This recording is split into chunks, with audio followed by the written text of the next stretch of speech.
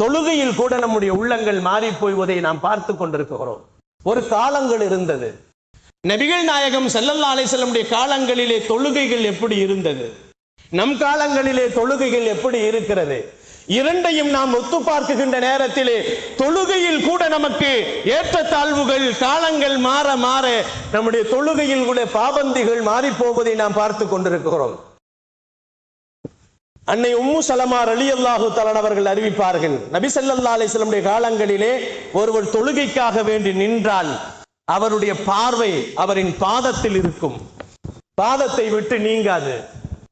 நாயகத்தினுடைய காலத்திலே தொழுகக்கூடியவர்களின் தொழுகையின் அவர்கள் நிலையிலே நிற்கின்ற நேரத்தில் அவர்களின் பார்வைகள் அவர்களின் கால்கள் மேல் இருந்தது. அவர்கள் பணிவாக குனிந்து அல்லாஹுவை பயந்தவர்களாக வணக்கம் புரிந்து கொண்டிருந்தார்கள். நபிகள் நாயகம் ஸல்லல்லாஹு அலைஹி வஸல்லம் அவர்களின் இறப்புக்கு பின்னால் ஒருவர் தொழுகைக்கு நின்றால் அவரின் பார்வை சஜிதா செய்யக்கூடிய இடத்தில் இருந்தது. அதை தாண்டி போகாது, அதற்கு கீழையும் போகாது, அதற்கு மேலையும் போகாது. நபிகள் நாயகம் ஸல்லல்லாஹு அலைஹி வஸல்லம் இறந்து போனதற்கு பின்னால் மனிதர்களுடைய தொழுகையின் பார்வைகள் நிலையிலே நிற்குகின்ற நேரத்தில் அவனுடைய தொழுகையின் பார்வைகள் சஜிதா செய்யக்கூடிய இடத்தில் மட்டும் இருந்தது, அதை தாண்டி போகவில்லை. அபூபக்கர் ரலியல்லாஹு காலங்கள், அவர்கள் இறந்து போனார்கள்.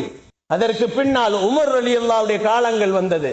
அந்த காலங்களிலே பார்க்குகின்ற நேரத்திலே ஒரு மனிதன் தொழுகையில் நின்றால் ஜிஹித்தே கிப்லாவை மட்டும் பார்ப்பார்கள், தொழுகையின் திசையை மட்டும் பார்த்து கொண்டிருந்தார்கள். நபிகள் நாயகம் ஸல்லல்லாஹு அலைஹி வஸல்லம் காலத்திலே பாதத்தை பார்த்தார்கள், காலை பார்த்தார்கள். நாயக ஸல்லல்லாஹு அலைஹி வஸல்லம் காலத்திற்கு பின்னால், இறப்புக்கு பின்னால் சஜிதாவின் இடத்தை பார்த்து கொண்டிருந்தார்கள்.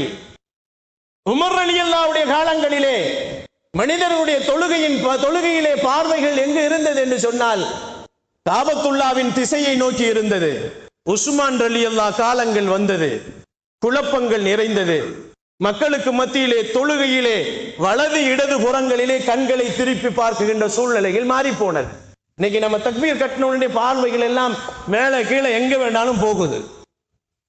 மனிதனுடைய நிலைமைகள் மாறிக்கொண்டே போகும். காலங்கள் மாற மாற நபிகள் நாயகம் ஸல்லல்லாஹு அலைஹி வஸல்லம் காலங்களிலே அவர்களின் தன்மைகள் வேறு, சஹாபாக்களின் காலங்களிலே தன்மைகள் வேறு, தாபியீன்கள் காலங்களிலே தன்மைகள் வேறு, தபா தாபியீன்களுடைய காலங்களிலே தன்மைகள் வேறு.